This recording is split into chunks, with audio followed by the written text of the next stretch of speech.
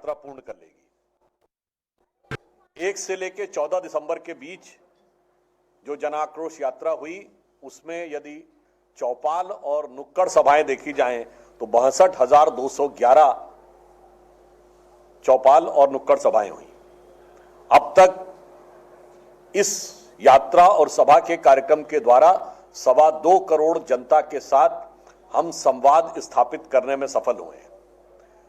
92 लाख से अधिक लोगों को हम लोगों ने सरकार के विरुद्ध जो चार्जशीट यानी आरोप पत्र है वह दिया है।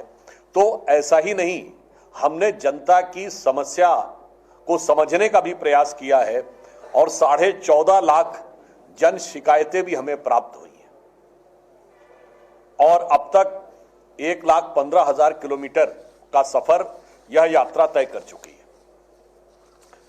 परंतु इस यात्रा में आक्रोश की अभिव्यक्ति बहुत प्रखर रूप में दिखाई पड़ रही है। उसका कारण यह है कि पूर्व के वर्षों में जब भी कोई राजस्थान में आता था, जब हमारी सरकारें थीं, तो राजस्थान देश के लिए एक अत्यंत आकर्षक पर्यटन केंद्र भी है। राजस्थान की छवि यह रहती थी कि शांति, समृद्धि और भारत के राष्ट्रीय गौरव को प्रकट करता हुआ, दमकता हुआ राजस्थान होता था। आज 4 वर्ष के कांग्रेस सरकार के शासनकाल के बाद बदहाली, अराजकता और खतरनाक कट्टरता में दहकता हुआ राजस्थान दिखाई पड़ रहा है। इसके अतिरिक्त आक्रोश की बात इसलिए है कि राजस्थान की सरकार अपने आप में विश्वसनीयता के संकट की प्रतीक हो गई है। जो जो बातें उन्होंने कही थी उसमें से कोई भी वादा उन्होंने पूरा नहीं किया, चाहे वो जवानों से बेरोजगारी भत्ते की बात हो या किसानों का सारा कर्जा माफ करने की बात हो या शांति और सुख शांति स्थापित करने की बात हो। बल्कि इसके उलट, जिसे आज राजनीति में क्राइसिस ऑफ क्रेडिबिलिटी कहते हैं, उसका सबसे बड़ा उदाहरण राजस्थान की सरकार ने दिया। 2019 के लोकसभा चुनाव में आपको याद हो, कांग्रेस ने अपने घोषणा पत्र में कहा था कि वो सिडेशन लॉ यानी देशद्रोह का जो कानून है उसे समाप्त कर देंगे क्योंकि इसका दुरुपयोग होता है। और आपको पता है कि 2019 के बाद पहली सरकार जिसने सिडेशन लॉ का यूज किया वो राजस्थान की सरकार थी। अपराधियों और आतंकवादियों के विरुद्ध नहीं किया, विधायकों के विरुद्ध किया और अपनी ही सरकार के विधायकों और मंत्रियों के विरुद्ध किया जिन पे उन्हें संदेह था। तो यह अपने आप में क्राइसिस ऑफ क्रेडिबिलिटी या विश्वसनीयता के संकट का सबसे बड़ा उदाहरण है।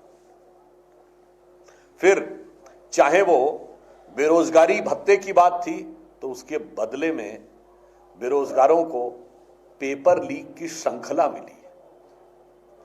1, 2, 3 नहीं, एक के बाद एक होते हुए पेपर लीक, और उसमें जिस प्रकार के लोगों की संलग्नता दिखाई पड़ रही है, फिर वो चाहे सरकार के माध्यमिक शिक्षा बोर्ड में बैठे हुए बड़े लोग हों, सरकार में स्थापित लोग हों या राजीव गांधी स्टडी सर्किल से जुड़े हुए लोग हों, ये अपने आप में एक बार फिर विश्वसनीयता के संकट को और गहरा रही है कि यदि सरकार से प्रत्यक्ष या परोक्ष ढंग से जुड़े हुए लोग इस प्रकार की चीजों में संलग्न, संबद्ध और आरोपित होते हुए नजर आ रहे हैं।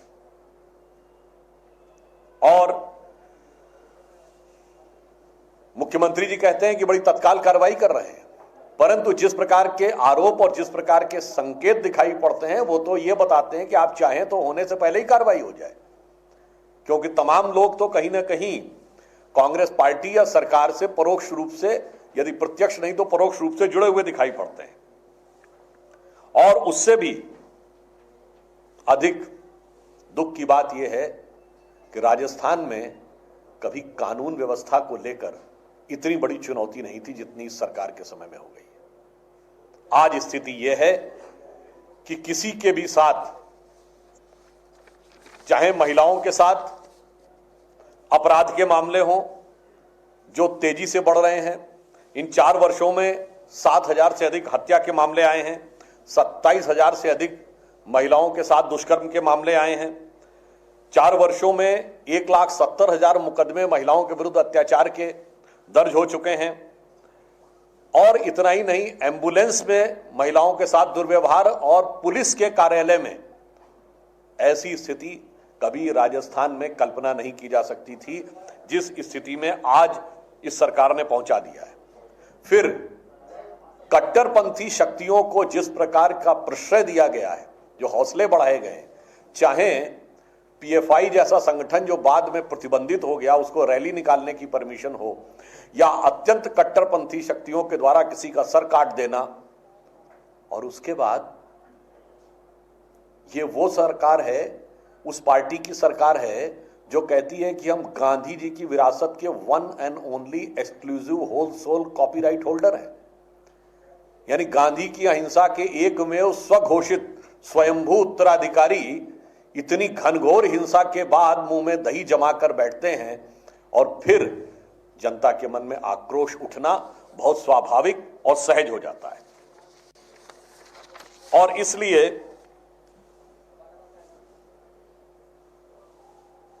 एक नहीं अनेक घटनाएं दलितों के साथ, आदिवासियों के साथ अत्याचार की और इतने भारी संख्या में हो रही थी कि आज मैं कह सकता हूं कि एक राजस्थान जो कभी लॉ एंड ऑर्डर के हिसाब से बहुत अच्छी स्थिति में माना जाता था, आज आपने बहुत से आंकड़े देखे हैं कि कुछ अपराधों में तो देश में सबसे बुरी स्थिति में पहुंच गया है। इसलिए जनता के मन में सिर्फ नाराजगी नहीं, आक्रोश है। और इतना ही नहीं, आक्रोश तब बढ़ जाता है जब यहां के कोई मंत्री ये शब्द बोलते हैं कि यहां ये घटनाएं इसलिए हो रही हैं क्योंकि यह मर्दों का प्रदेश है, और सर कटने पे वो मर्दानगी धरी की धरी रह जाती है। और इतना ही नहीं, यहां के मुख्यमंत्री जी याद करिए, अभी करीब शायद 1 या 1.5 महीने पहले की बात है, बोले थे 56% केस जो महिलाओं द्वारा दर्ज किए जाते हैं वो गलत होते हैं। कितने बड़े वो सांख्यिकी और आर्थिक और इस मामलों के गणित के विशेषज्ञ हो गए हैं, इतनी सटीकता के साथ प्रतिशत बता रहे हैं। यह बोलना सरकार की संवेदनहीनता का बहुत ज्वलंत उदाहरण है। तीसरी बात हम यह कहना चाहेंगे कि पेपर लीक के मामले में राजस्थान कांग्रेस ने भी एक बहुत बड़ा रिकॉर्ड बनाया है। एक पेपर लीक हो गया था कांग्रेस के राष्ट्रीय अध्यक्ष का, और वो पेपर लीक हो गया कि अशोक गहलोत जी राष्ट्रीय अध्यक्ष बनने वाले हैं। उसके बाद इस पार्टी ने जो उदाहरण प्रस्तुत किया वो आपको भारत की राजनीति में नहीं मिलेगा। यानी जो संभावित राष्ट्रीय अध्यक्ष था वो बागी हो गया। अद्भुत उदाहरण, किसी पार्टी में नहीं मिलेगा।